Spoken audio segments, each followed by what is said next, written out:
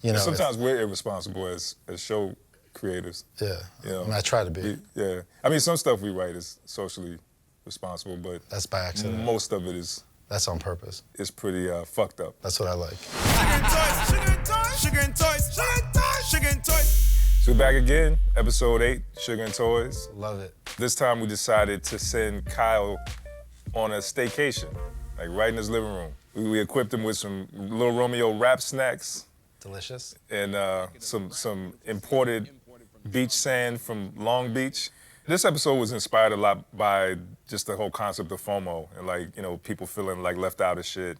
Also just like being addicted to social media. The joke that I loved when you first kind of came out with this idea, are you really on vacation if people aren't seeing you on vacation? And that really is, I think, a real thing that people face. I mean, similarly, I hate my phone, but the only thing I hate more than that is not having it. Well, plus, like, you see people that are on vacation, and every experience that they're having on their vacation is so obvious that it's only for Instagram. Yeah. It's only for that one shot, and then they're off to the next spot to get another shot. Right. So it's all about just enjoying, like, people hating on the shit that you're doing, really. You know what I'm saying? And so, like, I think it takes people out of the moment, really, you know? There's some cartoons in this episode, too. Cartoons in this episode. Okay, good. We did a really funny... I have a recurring nightmare that we forget to put cartoons in an episode. The Fuse would never let us do that. Okay. No. That's how I know it's just a nightmare. Absolutely. Okay. Yeah, so we had a lot of fun with this Smurfs parody.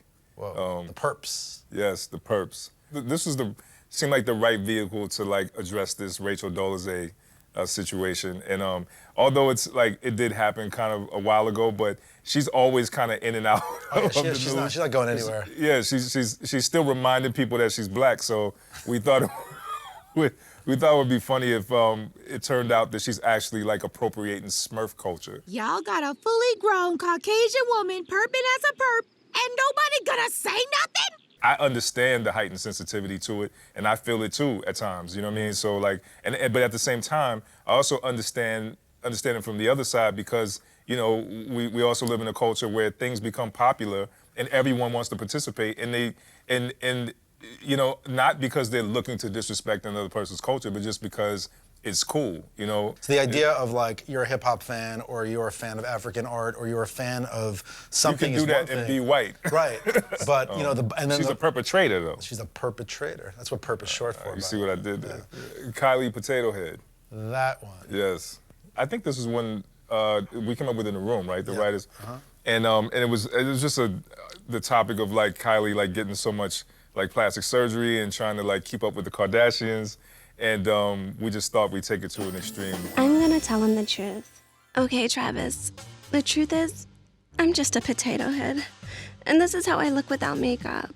I understand if you wanna leave. The idea that she in any way is a person that's coming into a level playing field for any of the rest of us mortals walking the planet Earth know that that's not the case, but she's kind of this elusive figure in that she seems way too young to be as successful as she is. She's so sort of hooked up and so sort of dialed in, dealing with what those pressures must be like. We sort of just made this thing that was kind of this fever dream version of a reality show meltdown that also involves potatoes. Good music. That was a fun piece.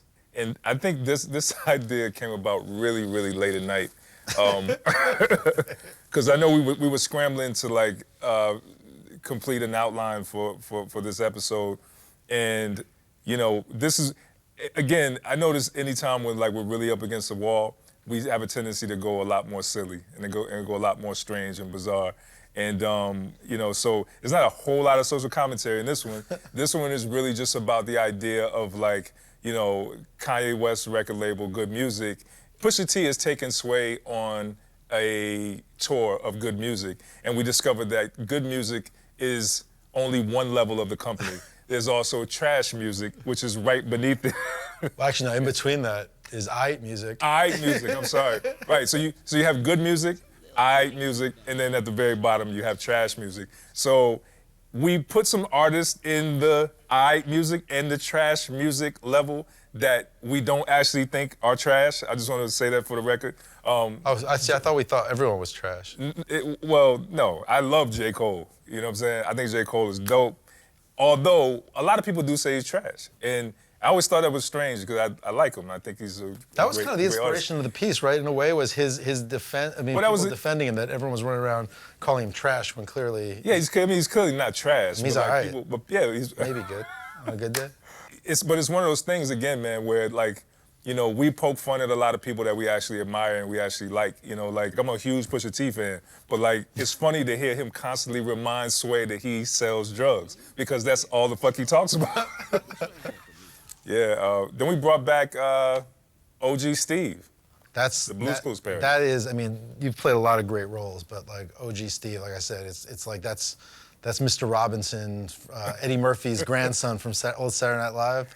And what was the one on this one? This was the gun safety, right? All right, kids, me and Clue want to hand y'all some guns. Hey, Kyle, pass them around, young Chris. Now use the blue rags to wipe all the prints off. Yeah, this one, you know, kind of goes back to the original concept of the show, which is really to reflect some of the more unpleasant truths about the world and some of the more uneasy things about the world through this lens of children's programming, of, you know, the idea that, you know, maybe what we're handing off to the kids isn't the best version of the world possible. Right. Speaking of handing off shit to kids that isn't the best version of it possible, there's a hilarious commercial in this one called The Hand-Me-Downs, which had some of my favorite child acting in the show to date, man.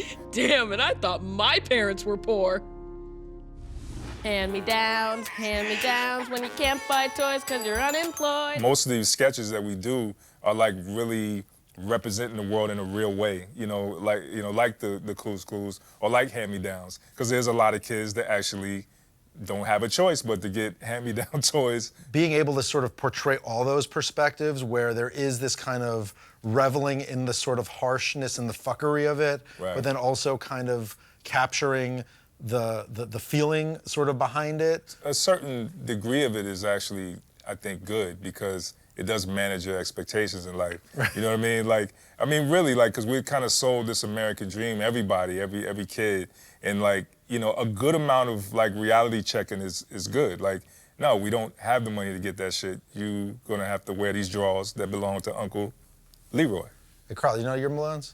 I know all my Malones. I know Muggsy Malone. I know Carl Malone. I know Home Malone. Yeah. Silly jokes, man. Yeah, man. That's Water Malone, that's my favorite. Water Malone, yeah. We're not afraid of puns. Water Malone!